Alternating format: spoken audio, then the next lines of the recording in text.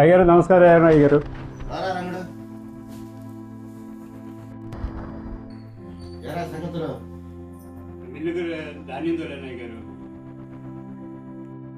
ఎరా ఎంత తీసుకున్నారా? 1,50,000 అయ్యారు. సరే లెక్కలు చూద్దాం. బస్తా వచ్చి 900 రా. అదేంటి అయ్యారు అలా అంటారు? బస్తా 1,100 రూపాయలు మార్కెట్ రేట్ జరుగుతుంది అయ్యారు. ఒకసారి ఫోన్ చేసి కనుక్కోండి అయ్యారు. హలో హలో హలో చెప్పనా? తమ్ముడు బస్తా రేట్ ఎంత? 900. ఏంటి మా రంగులేంటి 1300 చెప్తున్నాడు? ఆడి పన్ను అందులో తేమ శాతం నిమ్మ శాతం ఎక్కువ ఉంది. 900కి కొంటున్నాం. ఎరా లెక్కలు చూడండి అయ్యారు. మనకి ఆ లెక్కలేంటో చూడు.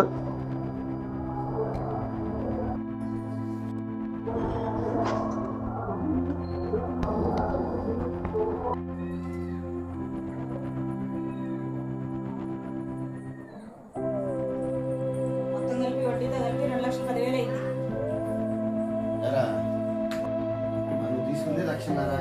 దాని వడ్డీ 60,000 అయింది. మొత్తం 2,10. ఆ బస్తాలకు వచ్చింది 1,50,000. ఇంకా నువ్వే నాకు 60,000 ఇవ్వాలి. పంటలు దాకంటే కుదరదు. నాకు కొద్ది డబ్బులు అవసరం. 4-5 రోజుల్లో 60,000 తెచ్చిచ్చి. అయ్యా 60,000 కూడా అప్పు అయ్యానయ్యా. పంటలు ఈ సంవత్సరం బాగా పండినాయి కదయ్యా. మళ్ళీ 60,000 రూపాయలు అప్పు అయ్యానని అంటున్నావు ఏంటయ్యా? రేట్ లేదు కదా. సరేనయ్యా.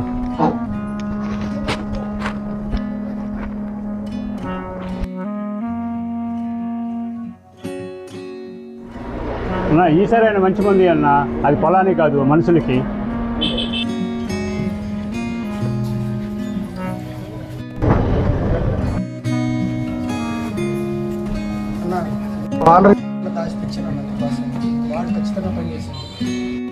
ఓకేనా? సరే తమ్ముడు, ఈసారి ఆయన మంచి మంది ఇచ్చావు. సరే చూసి తమ్ముడు.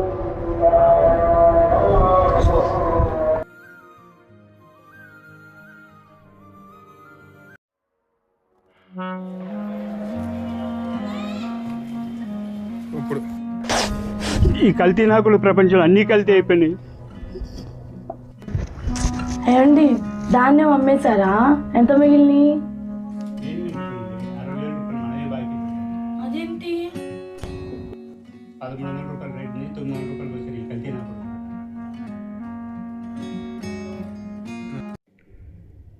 అయ్యో మళ్ళీ 60,000 అప్పయ్యామా? కౌలుకు 30,000, మళ్ళా 1,00,000 బాకీ అయ్యాంగా. ఇప్పుడు ఎట్లా తీర్చాలయ్యా ఇదంతా? అదే నాకే అర్థం కావట్లేదు.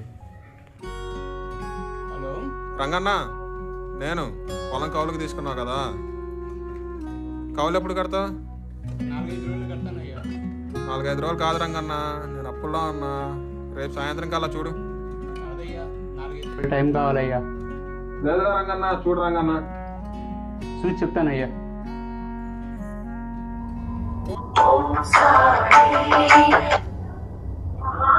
హలో అయ్యగారు, ఒక 1 రోజులు అయ్యగారు. కాదు అయ్యగారు, ఒక 1 రోజులు టైం ఏమిటి అయ్యగారు? రంగడు అయ్యగారు ఇవన్నీ కాదు కానీ చెప్పండి అయ్యగారు. నీ పెట్టడానికి ఒక రాత్రి పంపించరా. మీరేం మాట్లాడుతున్నారు అయ్యగారు? మీ డబ్బులు మీకు ఇస్తాను అయ్యగారు. ఏమే కొద్దిగా అన్నం తీసుకున్నారు. లేదు అయ్యా, ఈ కోట సమాజం అర్థనేం లేదు. కొంచెం ముందేమో చూసా. తీసుకురా.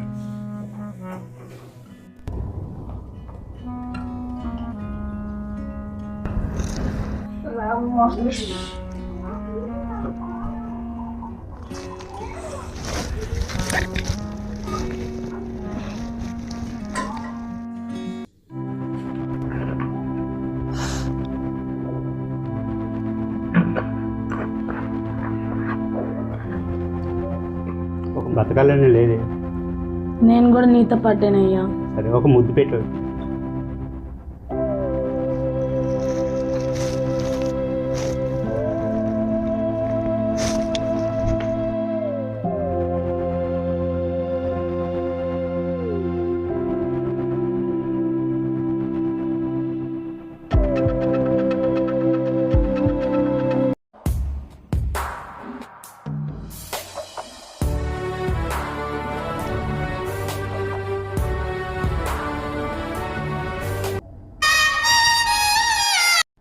అరే ఆ రంగన్నగా డబ్బులు ఇట్లేదని ఆడి దగ్గర రోజు చేద్దాం పదా దా నువ్వు పద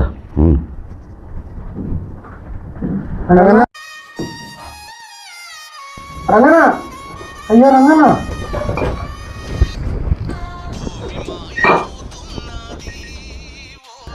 అయ్యో రంగన్న నువ్వు పురుగుల మందు అడిగింది దీనికోసమా?